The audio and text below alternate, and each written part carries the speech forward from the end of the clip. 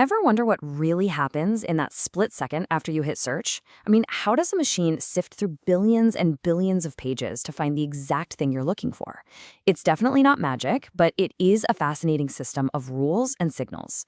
So today, we're going to pull back the curtain and explain how search engines actually rank websites. You know, to really get where we are now, you have to look at where it all started. In the early days, search was basically just a word matching game. You searched for blue shoes. It found pages with the words blue shoes. Simple, but pretty clumsy. Today's search engines are light years ahead.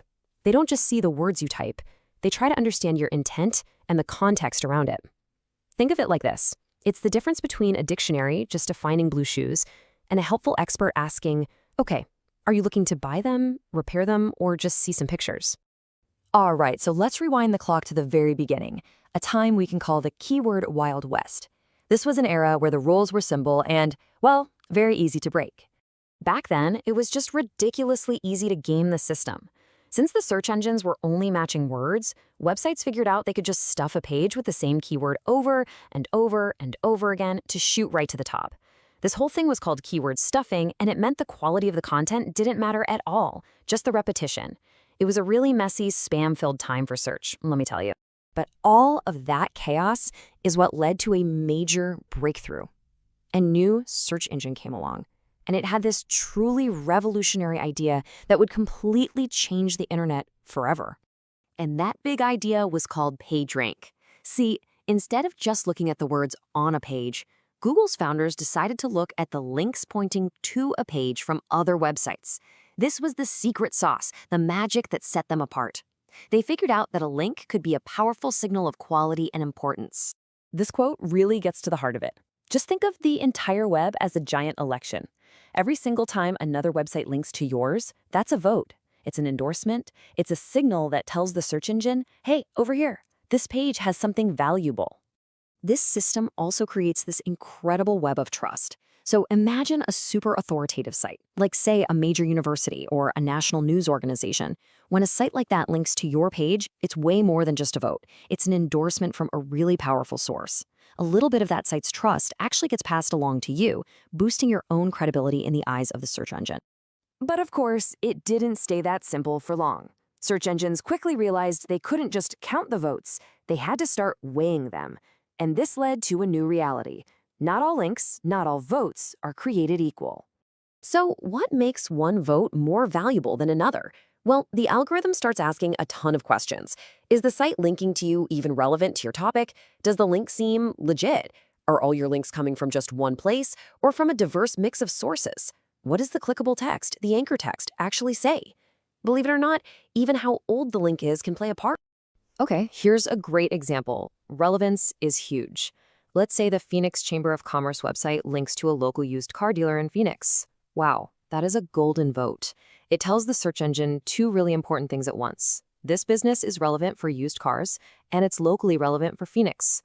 That kind of combination is incredibly powerful. And the diversity of your sources matters a lot too. I mean, if all your links are coming from just one type of website, it can look pretty unnatural, kind of suspicious. A healthy, trustworthy profile has links coming from all sorts of different places. News articles, industry blogs, university pages, maybe some local directories. This variety tells a story of a natural, earned reputation. Okay, so we've established that links are the votes. But what about the candidate in the selection? You know, the website itself. Well, search engines have come up with some pretty sophisticated ways to judge the quality of your content directly. And this is where things get really interesting. Google uses a framework they call EEAT. You can think of it as their attempt to measure something very human: quality. Now, it's not a direct technical ranking factor, but it's the guideline that their human quality raters use to judge content on its experience, expertise, authoritativeness, and trustworthiness. Let's just break this down real quick. Experience. That's all about firsthand knowledge. Did you actually use the product you're reviewing? Expertise is about having deep knowledge on the subject. Authoritativeness means other people see you as a go-to source. And trustworthiness, that covers the whole shebang, from having a secure website to just being open and honest about who you are. But here's the thing. Ranking isn't just about your site, it's also about the person searching. The power of personalization is massive. For example, if you search for Disney's Haunted Mansion from somewhere in Ohio, Google's probably going to guess you mean the movie. But if you do that exact same search from your phone while you're near Orlando, Florida, boom, the results will be all about the theme park ride. Context is absolutely king. So, we've talked about what search engines love to see, but what about the stuff they actively punish? Let's quickly go over the rules of the game you really don't want to break. These right here are some of the big red flags, the things that scream bad user experience. Hosting malware, that's an obvious one. Deceptive stuff like cloaking, where you show one thing to Google and something totally different to users, that's a huge no-no. Trying to buy a bunch of links to trick the system can get you penalized for sure. And even technical things, like a super slow website or a high bounce rate, are signals to Google that users just aren't happy with your page. After all this talk about algorithms and links and penalties, it might all seem impossibly complex. But the honest truth is, the entire strategy boils down to one incredibly simple idea. And here it is: create high-quality, useful content that genuinely helps people. That's it. That's the secret. Make stuff that is so good that it naturally earns people's trust and attracts those valuable link votes from other sites. At its core, that has always been the key to ranking well. And all this leaves us with a really fascinating question for the future. As AI gets better and better at generating content, how will search engines be able to tell what's real? How are they going to verify that very first E in EEAT, actual first-hand human experience?